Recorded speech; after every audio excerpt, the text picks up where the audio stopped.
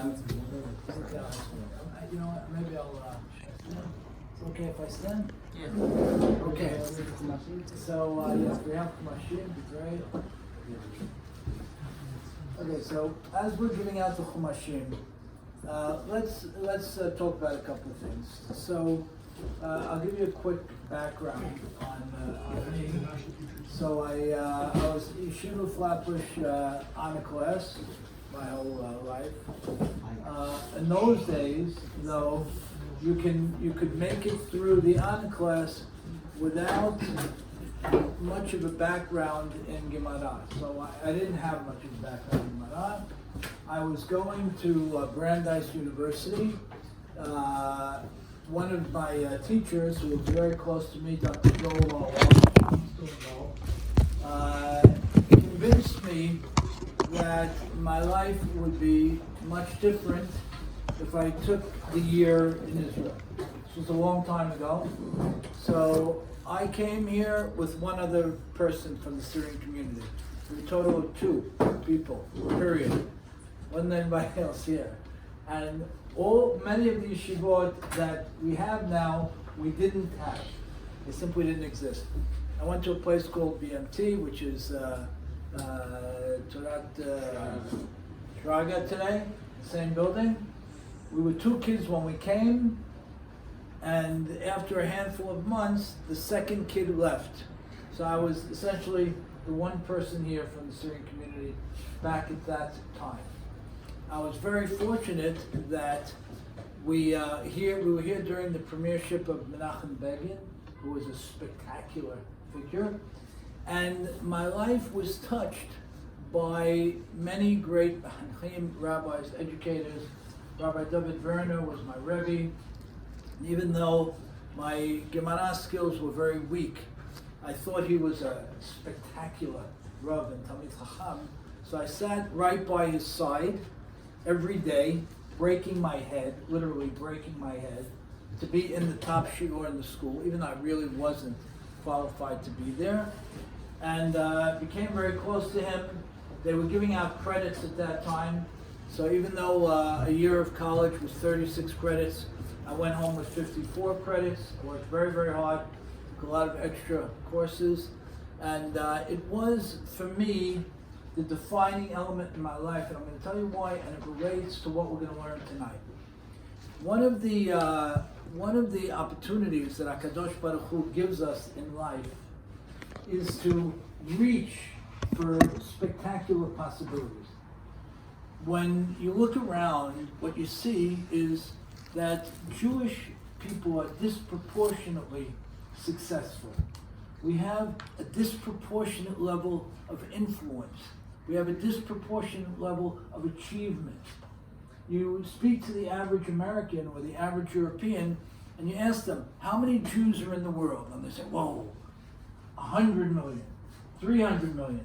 Well, what about 18 million? No, can't be. Can't be. The Jewish people have such influence in business, in scholarship, in profession, in education, in academics. Can't be. Must be 150 million.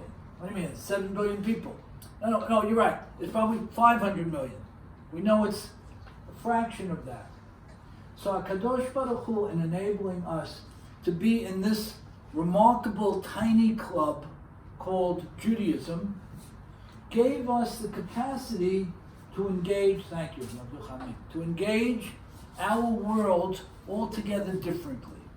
So, as a young person beginning to build your life, you have to start by putting in your mind, I didn't have a choice in where HaKadosh Baruch Hu put me. I could have been put in the Jewish community, in the Syrian Jewish community, Sephardic Jewish community, no Jewish community. I could have been put in Ethiopia, in Sudan, in Oklahoma, in Utah. I was placed in the Sephardic Jewish community at one of the most spectacular times in Jewish history. Nothing happens by mistake.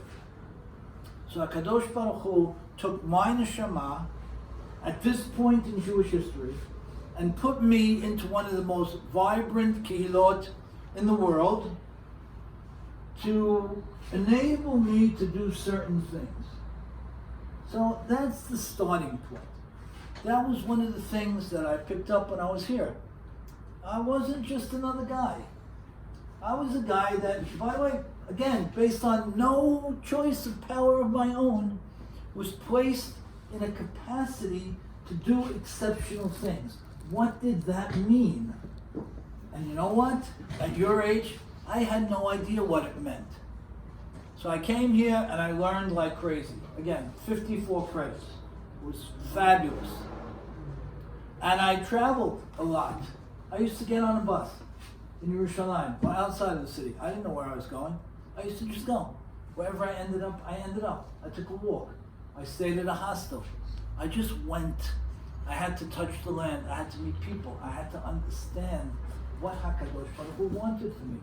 It was a very important time in the Hitpatkut of the Yeshuvim in Yesha.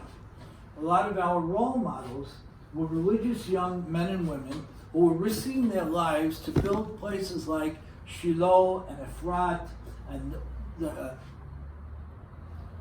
so we went to these places. We spent Shabbatot there.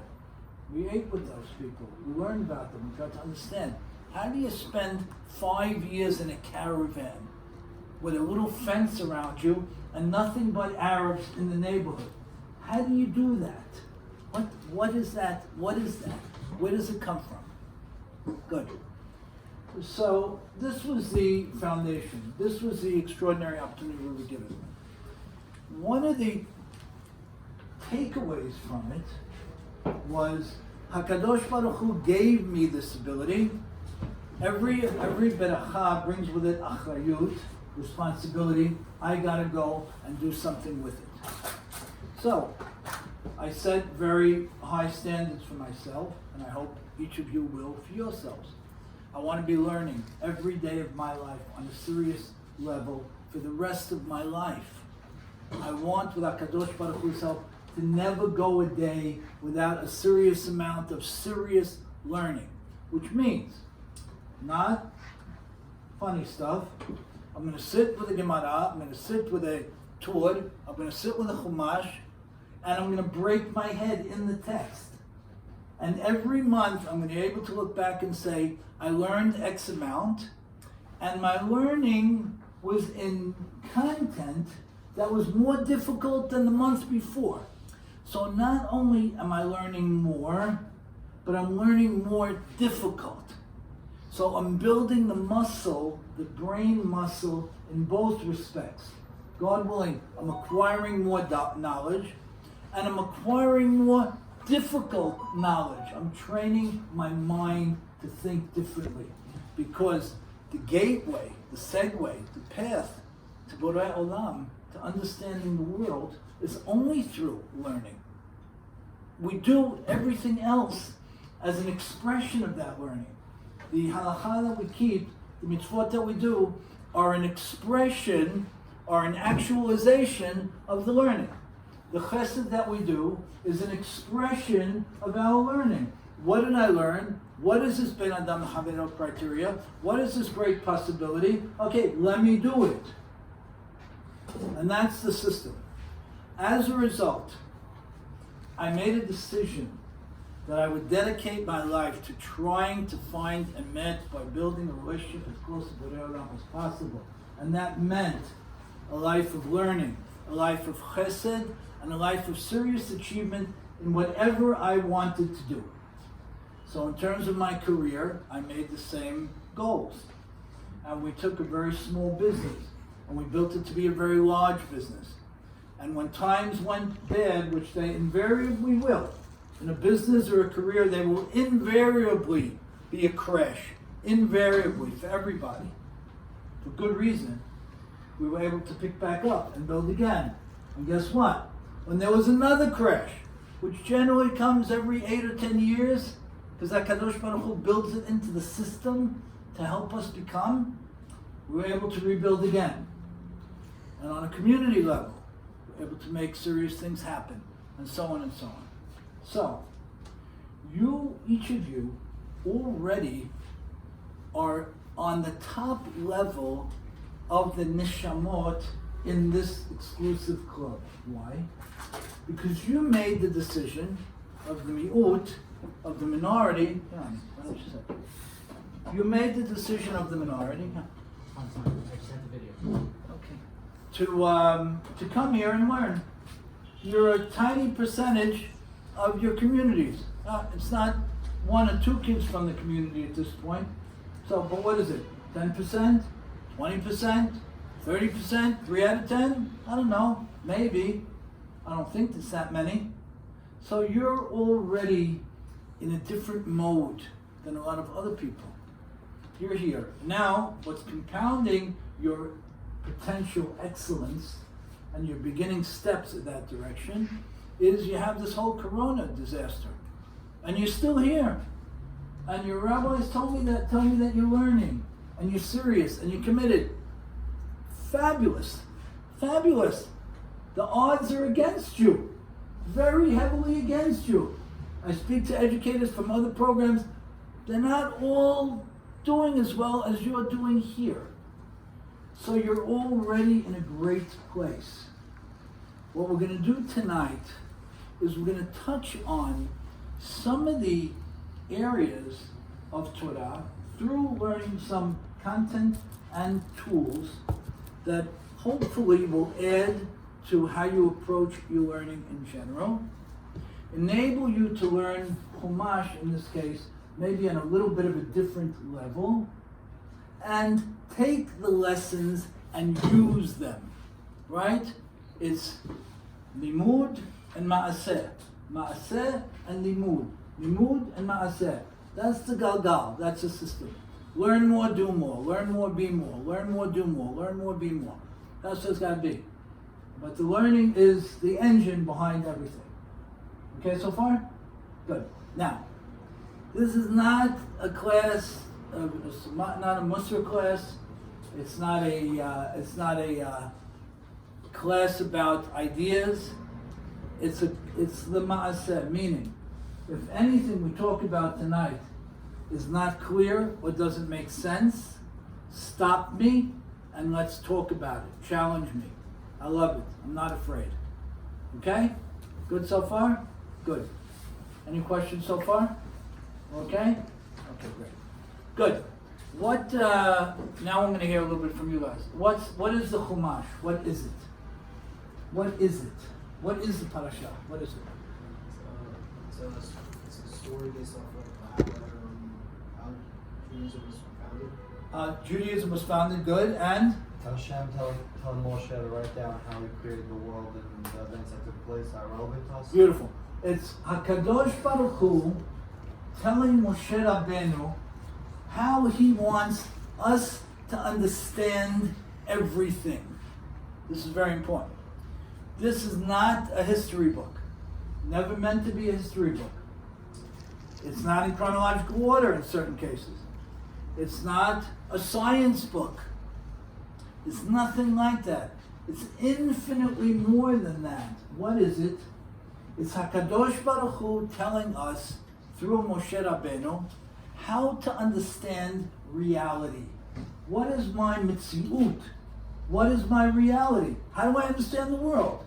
I can understand it through some liberal perspective in Europe or the United States. I can understand it through a book I read with a limited person's ideas for the moment, which many people do as well.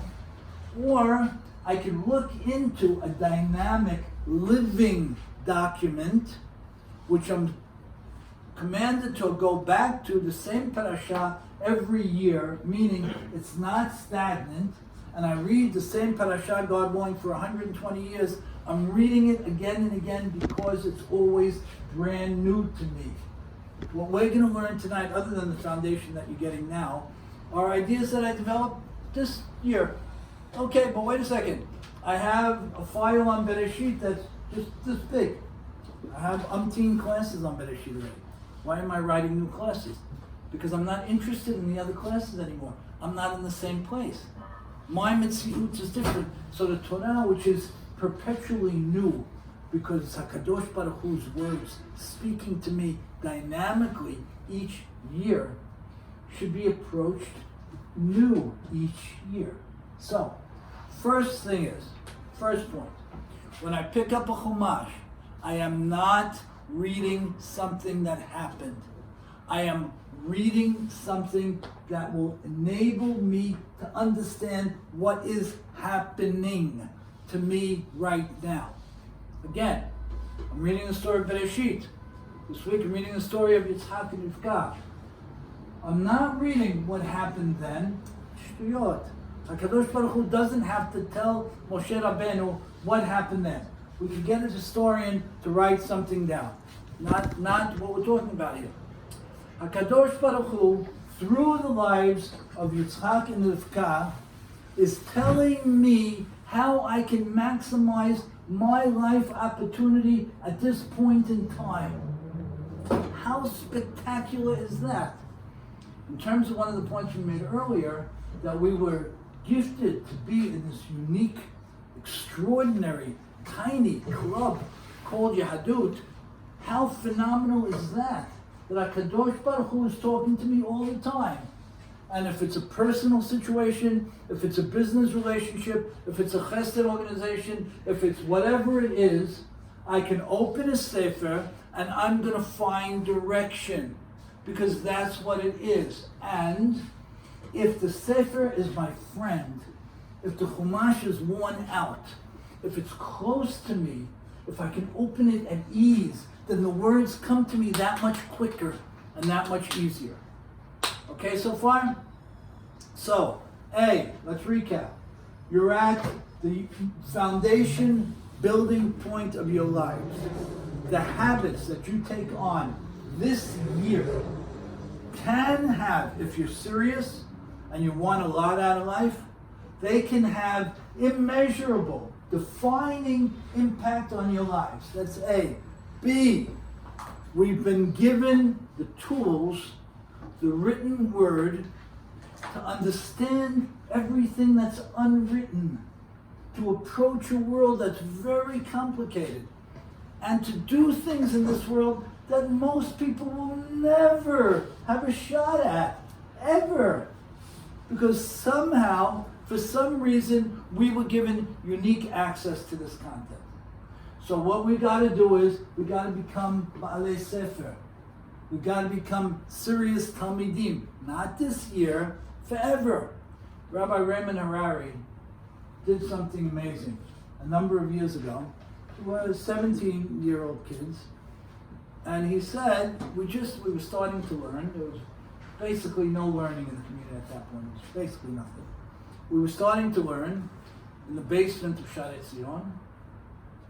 And he gave us a thought. He said, buy a new sefer every month. What am I going to do? I'm 17 years old. There wasn't a book in the shul, forget about in somebody's house, other than a few men in our community. No, buy a book, buy a sefer every month. Okay, guess what? We started to build libraries, Torah libraries, my friends and I. You know how often we referenced them when we were 17? Not very often. But we were starting to build a worldview. We were starting to build values. When I came to Israel for the year, he told me, go to Mea Shearim and buy a sefer every week. What am I going to do with it? Don't worry about it. Just do it. Okay, I'll do it. We used to go Friday mornings to Mea Shearim and buy a book or buy a set. When we left at the end of the year, we were shipping, 20, 30 cartons of books back to America because that's what we amassed during the year. So, if I'm in this exclusive club, that's the headline. B, if I want to master the tools that this exclusive club offers to me, I have to be committed to be a perpetual learner, a perpetual student. What is the foundation of that? A, I make a commitment that regardless of what's going on in my life, I'm going to be learning Torah every day. And nobody's perfect. I got to build the avirah. I got to build the atmosphere. I got to build the feeling. So I start to do defining things, as simple as they sound, like buying sefarim. The things I cherish most in my life, after my family, is my books. If somebody borrows a book from me, I'm so nervous. You guys probably feel the same thing. Until I get it back, right? Because the set is broken. I hate to lend out my sefarim. What do you mean? He needs this chelek of the Torah. Okay, but now I look on the shelf because I know where every one of my books is, and it's not there, and I'm nervous. Why are you nervous? Go down the block and replace it. No, that's my sefer. It has my notes in it. It has my highlights in it. It's me. It's part of me. It's how I live. So, A, recognize who you are and what you've been given. B, understand that in order to maximize it, you have to be students of it. C, start building the practical steps to make it happen. Go to Moreshet or there's bookstores around here, I'm sure. I'm confident there's a bazillion of them. And buy a sefer every week. Buy a set, so now you're covered for 3 or 4 weeks. And do it. Rabbi Isaac Dweck, you should be healthy and live a long life. I was walking on Norwood Avenue in Deal many years ago, and I see the rabbi carrying a book like this. He's carrying a book and he's giggling. 2 o'clock in the afternoon. What's going on? Who walks down Norwood Avenue by yourself with a book in your hand, giggling? What are you giggling about? He says, Ricky, can you believe it? For $20, I got a person's life's work. I got his whole world in my hand for $20. Don't we live at a great time in Jewish history? Wow. The only thing better than that is now I could get 70,000 sefarim on my phone for how much? 0. Doesn't get better than that. Now I can learn anywhere. When I used to go away, when I used to travel, I used to take a suitcase of kosher food and a suitcase of books. What were you going to do?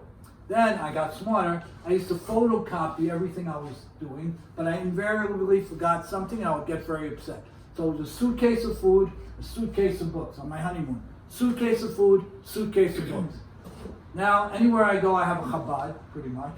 I don't have to take the food with me, generally speaking. And in terms of sefarim, it's on my computer. There was no greater time in Jewish history to be a Ben Torah. There was no greater time, no easier time. Anything I want. But it comes with a lifestyle, with a commitment. When I was building my business, and back in the day I built a very large company. When I was building my business, I was teaching in 3 high schools in the community, and I was running my company, which grew to be a substantial company, and I was learning a number of hours a day. So I was getting up at 4:30 in the morning every night. You know how often I was tired? I was exhausted every single day. Every single day. But I was building my life in a certain way. I want that for all of you. Good? Got this point? Long introduction. Questions, thoughts? You okay so far? Yeah? Okay, great. Next. Let's dig. Let's get it. So, our rabbis say that everything, all of the mitzvot, all of the reality that I ever have to know is within the 22 letters of the alphabet, of the Hebrew alphabet. Within Aleph Atav is everything that I will ever have to know about the world and about life. Okay, what does that mean? It means that when I see a word in the Torah that's written a certain way, with 3 or 4 or 2 or 8 of the letters of the alphabet, the Hebrew alphabet, I have to pay very close attention to that word. How is it built? What's the shortage? What's the source? What are the roots of the word? Goes further. If the word is placed in a sentence, I have to look at the structure of the sentence. Is the sentence make sense, kipshuto, based on a simple, straightforward reading? Does the sentence, are the words organized?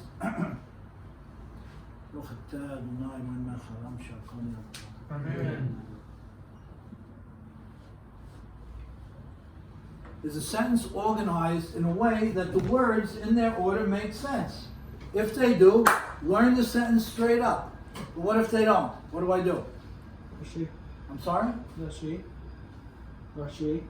Rashi, good. And what else? Okay, so I looked at the Mefarshim, but what am I essentially trying to do? What am I doing? I'm being Doresh. I'm working it. I'm trying to understand what's going on. Let's take the classic example of that. What's the first pasuk in the Chumash? Et? Beautiful. What's wrong with that pasuk? What, if I'm going to say, A, everything in my world can be understood from Aleph Ataf, A.1. Aleph Ataf means the way the words are, the specific words, and how they're organized in a sense.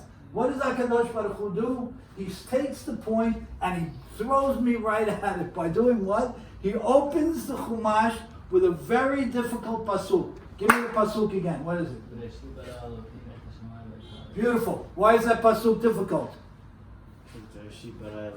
Right, Bereshit bara Elokim, which means what? That Bereshit created. Beautiful. Bereshit bara Elokim. What else is difficult? Only the sky and earth. Only the sky and earth. What does sky and earth mean? Good. What else is difficult?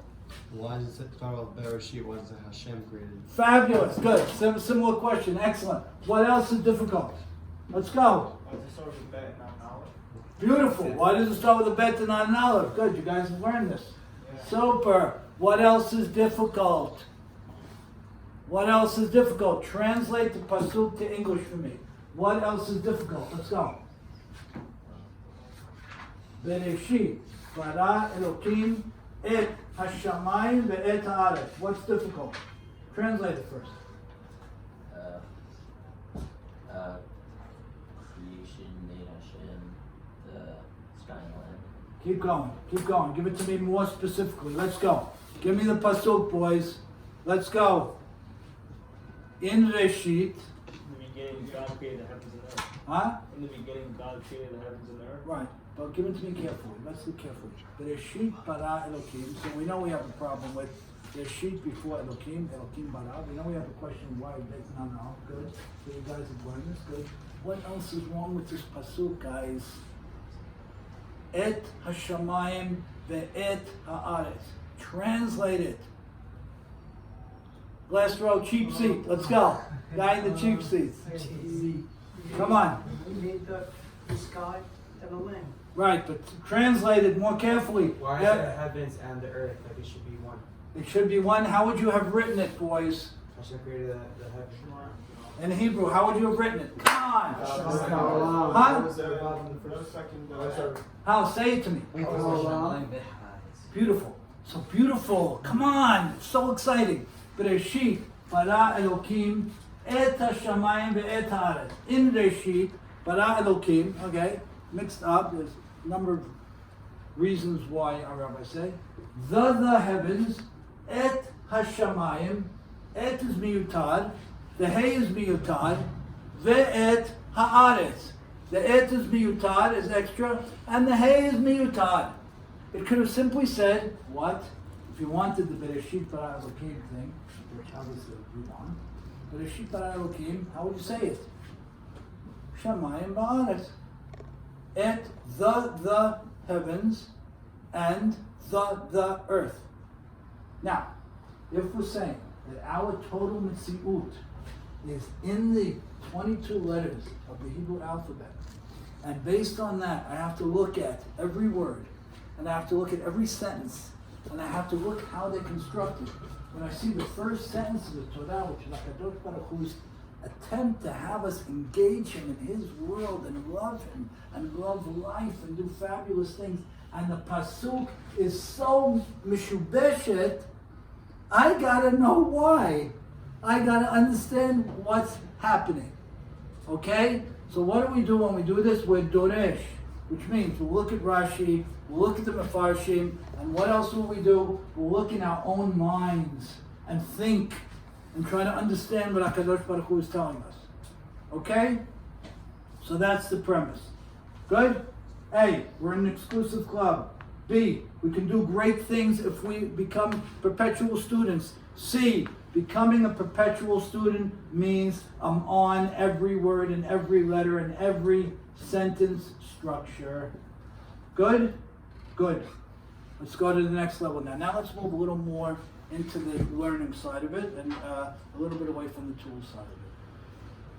So we have a very interesting structure in the story of Bereshit that's a segue to everything that follows. Right? We have the first Perek in Bereshit, which talks about the Olam, and then we have the second Perek in Bereshit, which, as we know, essentially talks about it again. And there's a very interesting pasuk in the beginning of the second Perek of Bereshit. Ele toldot shamayim va'aretz bihi bar'am. Open up the pasuk. By the second Perek, the fourth pasuk. Ele toldot shamayim va'aretz bihi bar'am. What is curious about that? What's curious, boys? Let's go. Come on. The pasuk. Huh? Pasuk, the fourth pasuk in the second Perek, yeah. Ele toldot shamayim va'aretz bihi bar'am. Why is there a small hay? Beautiful. Why is there a small A? Excellent. What else is curious about this pasuk, boys? Why is it? Huh? Oh, okay. Nice. I never thought of that. That's great. Well, that's very nice. What else? Why is it telling us? Why is it telling us this now? Beautiful. Why is it telling us this now? Why is that a question? Because didn't it tell us the story already? So we have a pasuk on the second question on second Perek in general. We have a question with what does the word toledot mean, boys? What does the word toledot mean? Ele toledot Yaakov Yosef. What does the word toledot mean? Huh? It's all generations. Generation, offspring, products. Okay. We all. So these are the products. Eile toledot shamayim va'aretz bihi bar'am. This is the product of shamayim va'aretz. Very curious. We have a small hay, right? HaKadosh Baruch Hu wanted a small hay. Our rabbis are doresh that shouldn't read it bihi bar'am, read it be'avraham. Now, how can I say something that far from the pshat? I have every right to, because the pshat here, the straight reading of the pasuk, is virtually impossible. So, Ele toldot shamayim va'aretz be'avraham. What does the Midrash say? That HaKadosh Baruch Hu looked at Abraham Avinu, I'm paraphrasing, and decided to create the world. HaKadosh Baruch Hu looked at Abraham Avinu and decided or created the world. What's going on? What is going on? What's the idea here? I was going to ask why Abraham. Beautiful. Why Abraham? Good. Give me the question before that question. How could you see Abraham if he didn't create the world? Beautiful. How can you see Abraham if he didn't create the world? Good. Keep going. Come on. Work it. This is the most fun you can have, guys. Doesn't get better than this. It really doesn't. Please. I hope you get that one. This is nothing more exciting and fun than this. Come on. Why? Ele todot shamayim haaretz be'Avraham. HaKadosh Baruch Hu is saying, or the Midrash is saying, that they want us to learn a very important idea. It's the Dash. Yeah. Why wouldn't it have started with Abraham right in the beginning? Fabulous. Start with Abraham right in the beginning. If that's the case, start with him right in the beginning. Right? Also, great question. What do you want me to do with this Abraham thing vis-a-vis creation of the world? The things that Abraham stands for is one of the important pillars of the world. Grand Slam. Grand Slam. What Abraham Avinu stands for, again, we're Doresh here, so we have a pretty wide framework to work in, right? We still have a framework, but it's a fairly wide framework. So what Abraham Avinu built in his life, that's, say it again? One of the pillars of the world. Or based on the fact that a human being can build what Abraham Avinu built, the world is worth creating. Ele Toledot, this is the Toledot, the offspring of Shamayim Va'aretz, Abraham, i.e., Abraham Avinu can build the world in such a way that the world is worth creating. Okay, now what do we have to do based on that? If we're going to go with this Midrash Tanchuma, what do we have to do? What do we have to do? Just give it to Abraham at this point now. You have to what? Get back to Abraham. Fabulous. Now I got to learn everything I can about Abraham Avinu. I got to learn everything I can. Good. Let's learn a little bit about Abraham Avinu. See if we could get a little closer to this on a very practical level, because again, we're talking about building our own lives through this. And then we're going to jump over to the Kaimim. So we say that Abraham Avinu was the master of Chesed. What does that mean to be the master of Chesed? What does it mean? What does Chesed mean? Don't give me the simple Chesed. What does Chesed mean in the classic Torah sense? What does it mean to be a Baal Chesed? Come on, what do you say? Someone that cares about other people. It's more than that. You're right. One of the offshoots is caring about other people. What does it mean? Giving. Good. That's an offshoot. That's Selfless. an expression. Yeah. Selfless.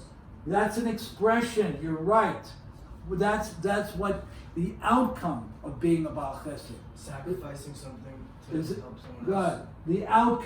The outcome of being a Baal Chesed. The way to express your Chesed is by being selfless, caring about other people, yada yada. But that's the expression.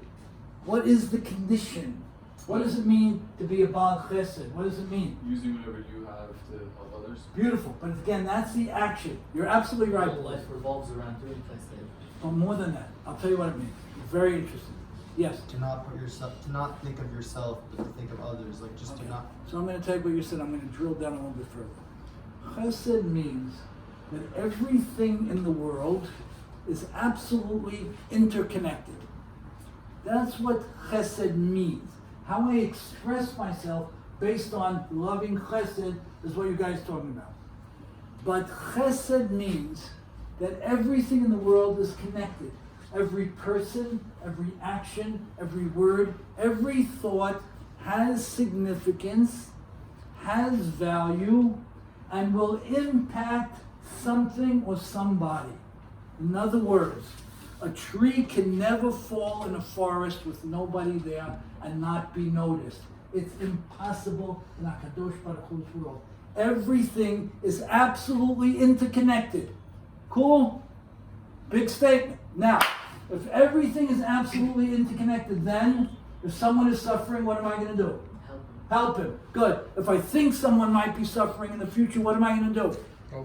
Help him. Good. If I say something that I think nobody heard, will I think about it or not? I will. Why? I will. No, you're right. 99% of people have said exactly what you said.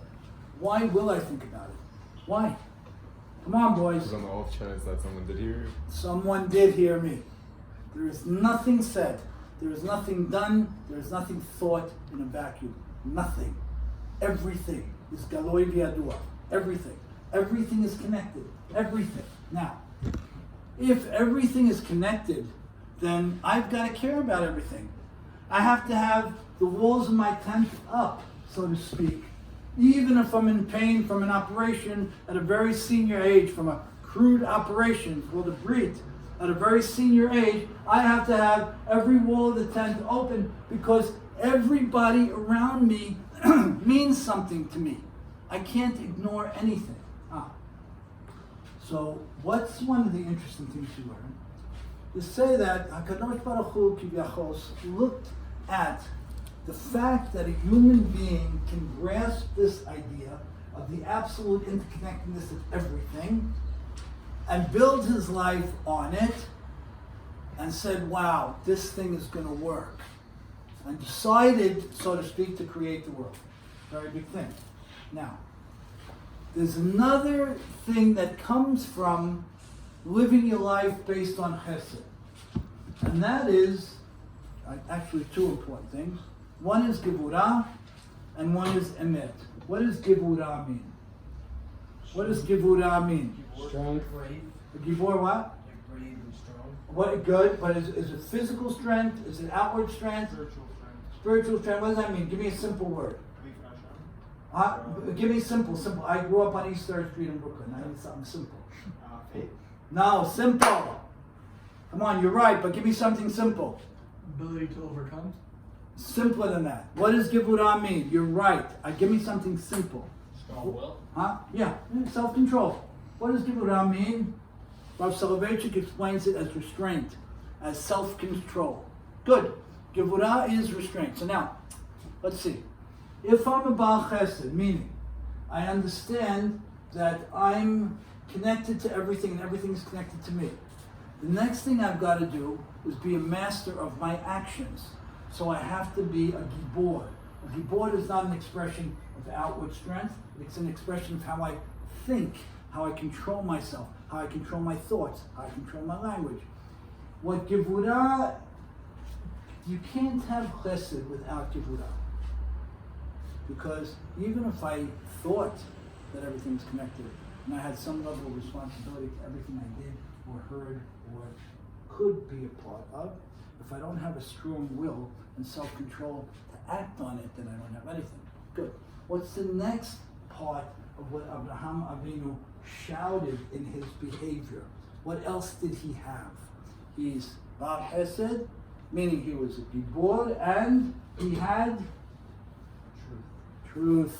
Beautiful. What is truth? What is truth? What is truth, gentlemen? Truth is the following. Truth means, emet, means that I have the ability to look at my world based on the following. These are the chukim of the Torah that speak about my area, my issue of the moment. Not the mitzvot, not the mishpatim, but the chukim. Hamavaja says, Rabbi Shalom says that everything in the Torah is a chok. Everything. Everything is a chok. What does that mean? Everything is a chok. It means we don't look for rational understanding of things. We look at everything as coming from Borei Olam. Period. I don't have to look for the reason or even the purpose. I just have to act on it. Very different way to live. We'll talk about it in a few minutes. So if a person is ish emet, it starts like this. I'm a Baal Chesed, meaning I know that everything in the world is connected. There's no isolated actions. You know, they used to have these things on the flights to Las Vegas. What happens in Vegas stays in Vegas. You know, those kind of things on the airline seats. There's nothing further from the truth. There's no such thing. What happens everywhere, anywhere, is everywhere. Even in the Cheder Chadarim. Even in the most private place. Good. So first I start with that. Second, I'm a gibor then, because I have to learn how to build myself and control myself and act in a certain way. Third, I become ish emet, which means when I have to make a decision, I look at the Torah's approach to this issue, and then I do something that's also very difficult. I look at past, present, and future. Where was my life before I got to this point? Where is it now? And if I make this decision, what will be in 5 years from now? Now, let's take two quick scenarios. Let's say person A is not a Baal Chesed, not a Gibor, and not Ish Emet, but nice guy. He has an opportunity, build a great career possibility, business, Chesed organization, or he has a problem. He's not engaged in Chesed, Gibura, or Emet. How will he make that decision? How will he make it? How will he make his decision? What do you think? Morals? His own morals, right? Desires. His desires, possibly. What else? The expediency of the moment, right? He'll make a decision that feels good and seems right at the time. He may even go to people for their advice, and together they'll try to make a good decision, and maybe it'll be a pretty good decision. But it won't be a decision that encompasses Chesed, Gibura, and Emet, and therefore it won't be a serious decision that enables great possibilities in life. The person who is emulating Abraham Avinu, because he understands from this pasuk that HaKadosh Baruch Hu wants that in us, will say, wait a second, hey, what is the Torah's perspective on this? And by the way, how do I get that? Myself. I went to my library. I opened my book. If I can't find it, okay, I go to a Rav, I go to a teacher, but I start with me. I look for it. I dig. I break my head. I sweat it out. I cry over it till I find the answer. Once I do that, I say, wait a second, this is where I started. This is where I am. And based on the decision I make, there's going to be different impacts to where I end up. And that's when I make a decision. And that's how I make a decision. Now, person A, makes a decision based on what's immediately in front of him with some advice from a friend. Person B makes a decision based on the chukim of the Torah, past, present, and future. What's going to be the immediate difference in the decision? The immediate difference. Person What? A might have more instant gratification, but person B is gonna have it better in the long run. Phenomenal. Perfect. Person A is going to nail it for the short term, and person B is going to nail it for the long term. Now, let's say you're watching person A and you're watching person B. What's going to be your reaction? Let's say person A is doing a lot better than person B. Fabulous. Fabulous. Perfect. You're going to look at person A and you're going to say, he's good. He got it right. You're going to look at person B and say, what did that guy do? How did he do such a thing? Guess what? You look at some of the actions of our Avot, that HaKadosh Baruch Hu goes to incredible lengths to tell the stories in incredible detail. So many psukim spent on things, where we have the most complex halachot, where we have a handful of words. We have the story of Abraham Avinu and Eliezer told twice. We have the story of Yaakov Avinu and Lavan told in graphic detail, pasuk after pasuk. Why? Because these things will appear like they don't make sense when we look at them in the short run with immediate eyes, and people will be uncomfortable by them. But those are the great decisions made by great decision makers. And that's where you guys want to be. You don't want to be, you want to care about the world, but you want to be able to make decisions like Abraham Avinu, where you say, wait a minute, A, what's the Torah perspective on it? B, where was I before HaKadosh Baruch Hu brought this issue or possibility into my life? B, where am I now? And C, based on my decision, where am I going to end up? Now, to your point, you said it beautifully, person B is going to hit the grand slam. Person A is going to get a single, and then maybe another single, and then he's going to strike out a bunch of times.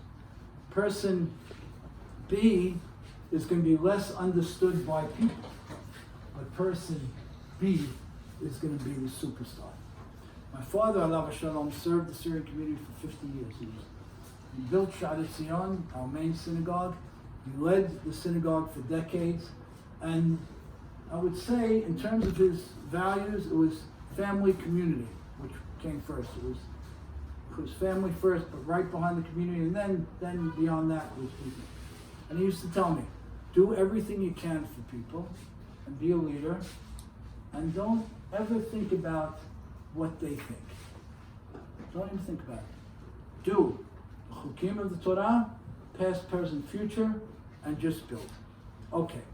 Now, I'm going to start pulling the pieces together. So, let's recap. A, I'm part of this exclusive club, not by choice, because HaKadosh Baruch Hu chose me and put me here, and therefore HaKadosh Baruch Hu knows that I have the unique capacity to build a fantastic life and do enriching things and build fabulous children and enrich the world through my Torah lifestyle in an immeasurable way. B, in order to do that, I have to be smart.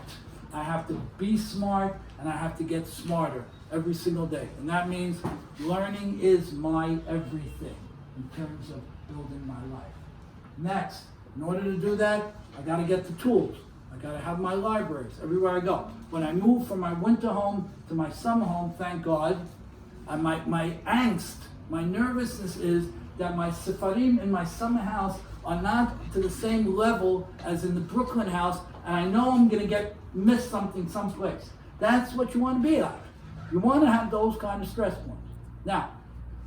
Now you start to engage the world based on those foundation points, and you start to say, wait a second, I know that I got to look at every word that HaKadosh Baruch said and weigh it carefully. And I got to look at sentence structure, because if I have the patience and the discipline to do it, and HaKadosh Baruch Hu gives us a tip-off with the first pasuk in the Torah, I'm going to engage the world and understand the world infinitely more than I would otherwise. So I look at a pasuk like Bereshit bara Elokim. I read the first perek of Bereshit. I look at the second perek of Bereshit. I'm caught by the small A. I look in the pshat, in the Mefarshim that are explaining it in the more basic way. And I say, wait a second, I need more. I look in the Didash. I see something like HaKadosh Baruch Hu looked at Abraham Avinu. Beautiful. Who is he? Who is he? He's Chesed. Gibura Emet. Well, now I go to the next step. And this is extremely important. Boys, you have a few minutes, we're going to pull this together in the next 7-8 minutes. Our Avot and Imaot are not life coaches or role models. We have to learn this. It's extremely important. I want you to think about this very seriously. And I want you to own this thing forever.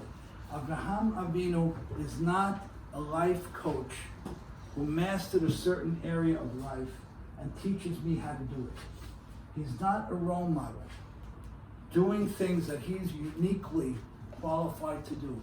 Abraham Avinu is me, and I'm him. The reason that Abraham Avinu and Yitzchak and Yaakov and the Imaot were described the way they were in such remarkable detail is that I am them. I will live everything they lived in my own version, and I can triumph through it, and everything that they triumphed through in my own version. So this means that I don't take Abraham or Rivka, who I thought we'd spend more time on tonight, but we'll do it another time. We don't take Abraham or Rivka or Yaakov or Yosef or whoever it might have been and put them on this pedestal far away from me. Not at all. Lo b'shamayim. It's not far from me. I'm them. HaKadosh Baruch Hu gave me this extraordinary detailed descriptions of the key events in their lives because in some version these things will happen to me. There'll be a point in my life, and it happened in my life more than once, where everything I stood for and everything I'm teaching you tonight was questioned in a way where it was broken, like I was broken. In 2009, 2010, when the market collapsed and everything I had built in my life collapsed in a 30-day period, everything on a financial level collapsed, and I couldn't get out of bed. I could not get out of bed. I had people threatening me, lawsuits, telling me they were going to chase me for the money until my last day on earth. What are you talking about? I said. $14 trillion was erased in the world in the last 6 months. You're going to chase me to my last day on earth? Didn't we have a great relationship yesterday? Yeah. You know what got me out of bed? These tools, this understanding. This is what I need. So, when we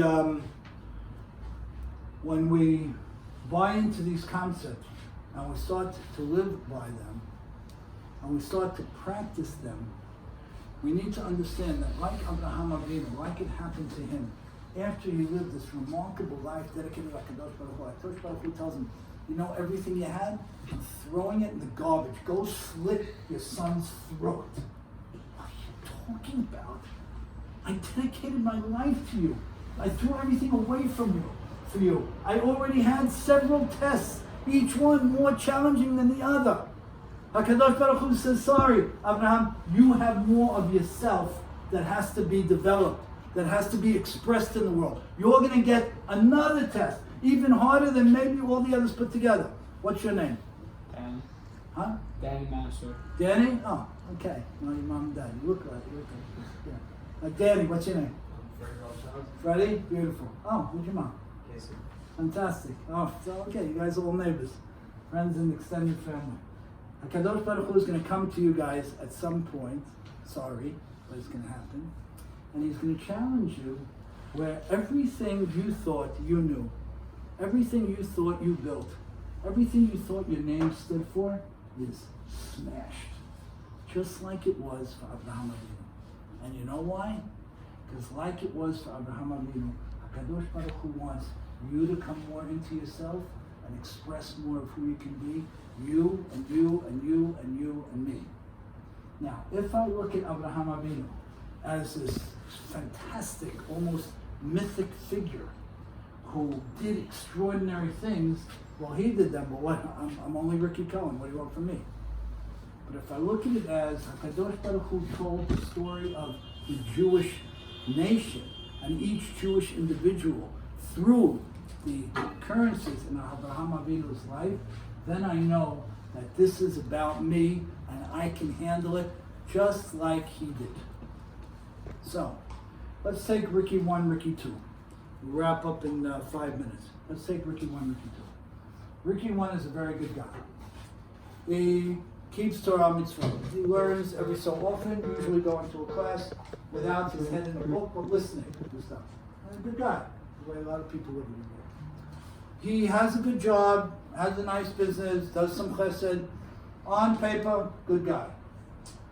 There's a very interesting thing that the Harambam says. He said something in the Moreshet that shook the world when he said it. He says that divine providence, hashgacha pratit, is not democratic. I'm paraphrasing these words. What does that mean?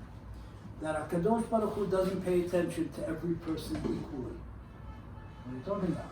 I'll tell you, I've been teaching my whole life, but I taught in structured high school classrooms for 10 years of my life. And you have 35 kids in the class, and guess what? You don't pay the same attention to every kid. I don't care what they think. You don't. Who do you pay most of your attention to? The ones you like? No, yeah, but why do you like them? The smart ones? Well, they're smart or They're intrigued. they care, they're trying, right? So, Harambam says, I'm paraphrasing, similar thing about Borei Olam. He says that HaKadosh Baruch Hu pays more attention to the people who are challenging life more and living life more according to the lines that we discussed tonight. So, Ricky 1 is a pretty good guy, doing his thing. Solid citizen, great. Fine. HaKadosh Baruch Hu gives them a moderate level of attention because he's not challenging life. He's not trying to break through, do anything spectacular. He's not looking at the words in the pasuk and crying over them in the middle of the night saying, what is going on here? I got to understand it because I got to live with it. Ricky 2 is doing what we talked about. Understands that his closest way to get to HaKadosh Baruch Hu is through the words in these books followed by actions. And he lives his life that way. He's challenged. By the way, his life is a harder life. He's going to cry more. He's going to sweat more. He's going to be up more in the middle of the night. But he's going to be infinitely more successful, infinitely more meaningful, have an infinitely greater impact on those he loves and on his own eternity. I want to be the number 2. Now, so HaKadosh Baruch Hu looks at Abraham Avinu and says it's possible. Rabbi Eliezer Berkovitz, the giant 20th century thinker, in his book Faith After the Holocaust, it's a very, very important book, very special book. He says a fabulous thing. He says the Jewish people are the only people in the history of the world that had a profound influence on the world without the power of numbers or the power of the sword. It's true. When the Muslims, when the Christians, when the Crusaders, when the Cossacks, when all these people went and pushed their way, they did it with the power of the sword. Either you converted or you died. That was it. We never had that power. But we had a profound influence on the world by the power of our being, by the power of our lifestyle, by the power of our actions. So, we didn't get to Rivka tonight, but I'll give you a little hint for next time. She is the female mirror image of Abraham Avinu, and the Torah tips us off to that. And it's important now, as you'll see her, now and to delve into her life as you should be delving into the life of Abraham Avinu, because HaKadosh Baruch Hu sets them up as mirror images in order to lock in the values that we're talking about now. You can have unparalleled impact on the world.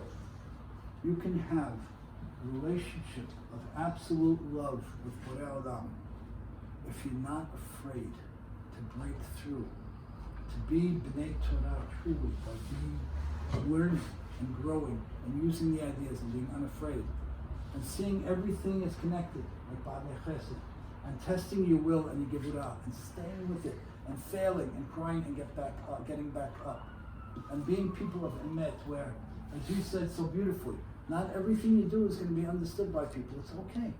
That's okay. That's leadership. So you have decisions to make in your lives, boys. Most people will listen to what we talked about tonight, be inspired by it a little bit, take one or two of the pieces of it, integrate them, fine, beautiful. I want to ask you, take what we've said seriously and to challenge yourselves and to make life a little bit harder. But you want to be able to stand in front of guys your age in a handful of years and say, you know what? I've done more on the planet than the next 100 people put together. Have I? Has it been painful at times? Sure it has. But how many lives have I touched? And most importantly, through all this, through a life of being a champion, an individual, a person of great courage, you will fall in love with HaKadosh Baruch Hu. You won't simply serve God. You'll have a relationship of intense love with HaKadosh Baruch Hu. That's what we want. And when you do that, life will be happier than it could possibly be, by far, by many times over. And at the end of the day, happy people engage the world in a different way, build happy relationships, build happy children, build a closeness with Borei. It all comes together that way. So, this is your chance, boys. And this year that you've taken the great courage to afford yourselves, use it, build it. Go buy Sefarim every week. Own them. Let them be a headache to get them back home. Good. Set them up. Let them be on the bookshelf. Even if it takes you 10 years to open book number X, it becomes who you are. And that becomes your reality. That's what it is. And it dances and sings for you, and the words are all alive to you. And each one is HaKadosh Baruch Hu touching you, expressing his love for you, and you expressing your love for him. That's what I wish for all of you. I want to thank you, dear rabbis, for the opportunity to come speak tonight. Let's just take a few minutes if there are any questions, any thoughts, questions, challenges, anything that you think would be difficult to work with, please. We'll go another couple of minutes just with any thoughts or questions. Or everybody just wants to go to sleep. Yeah, and what's your name? Moshe. Moreshet, okay. I have a question. You were preaching consistency early on, then you said there's also a difference between a guy making decision A and decision B. The guy who's trying to make the single and the guy who hits the home run. When they make their decision, and you also said to be focused on yourself, and not part of leadership is to not care what other people think and to be focused on the decisions that you make. You want me to give you a couple of examples? No, I have a question. I know that that's Yeah. the right way to go. The question is that when a person is looking at themselves and they're making a decision, and they're not making the big splash that looks like when they make decisions is the very accomplished decision. The guy that's looking for the long run is making the correct decision. How does a guy stay consistent when he sees the people around him that Fantastic question. Fantastic question. What's the answer, boys? It's a fantastic question. I'm going to rephrase your question if you don't mind. How do you do it alone? Right? How do you do it alone? You're not doing all of it. Why? Because you have God with you. Good, but you're right, but I need something more. You're absolutely right, And but we're I need not. something more. What? And we're not. Good, but truth, we're humans and we're frail, and I need something more. What's the answer? Answer your question. How do I make it happen? If you pay attention to like everything that you're talking about in the Torah, the people that were the most successful weren't the people that got the short-term benefits. Like That's true, but Moshe's talking about, I wake up in the middle of the night, which happened to me a gazillion times in my life, and I say, how can I do this? I don't have the strength. I'm afraid. I'm alone. Even though HaKadosh Baruch Hu's with me, I'm still human. I'm frail, right? What's the answer, boys? It's a very, very important question. Come on. What's the answer? Huh? People will always be willing to help you. Fantastic. One of the answers to why the Torah started with a bet is to say that everything is built b'habura. Everything is built in this world as partnership. And this is a very, very important thing. What I have to learn to do is be a leader and an individual, and out there by myself, with me, And at the same time, I have to have one or two key people in my life as my Rav, as my Chaver.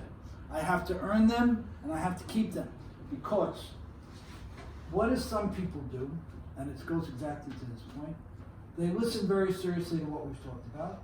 Then they get out there all alone.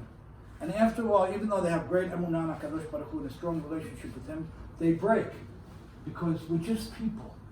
And as much as we love HaKadosh Baruch Hu and we work hard to have him, his arms wrapped around us every minute, we're still people. And therefore, we need a chabura. We need a buddy. We need a mentor. We need someone we completely trust. And guess what? It's not your mother or your father, even though you love them till the end of the earth. And it's not your spouse. What do you mean? Didn't I just tell this girl I love her forever? Yeah, you do. But she's not your chabura. She's not your chabrusa. She's not that person. She can't be. Some people make the mistake of forcing it on their spouse, and they bring terrible, terrible stress to a relationship.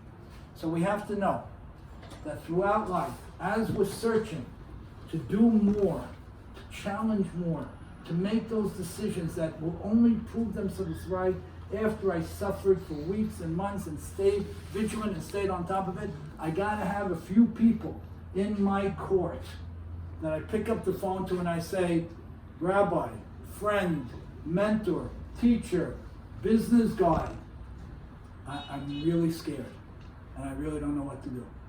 And I'm a good bit older than you guys. A couple of weeks ago, I called someone who's one of my mentors. I'm going to call him Joe. I said, Joseph, these are two areas of my life, and I don't have the strength. What do you mean? You're the guy teaching this thing for umpteen years. You're the guy who achieved this or that. What do you mean? Yeah, I don't have the strength. Talk to me. Give me some of your insights. Now, this chabura, this mentor, doesn't have to have any interest at all in what you're doing. He just has to know and love and trust you. And you have to know and love and trust him. And you must have people like that. Otherwise, you're absolutely right, it'll never happen. And that's why rabbis say, you have to have people who are with you. And you know what? HaKadosh Baruch Hu always provides them. We just have to have the guts to open up to them and be vulnerable and bring them into our lives and keep them there. Tremendous, very important question. Thank you. Anybody else, boys? Good? All right. Thank you very much. I really appreciate it.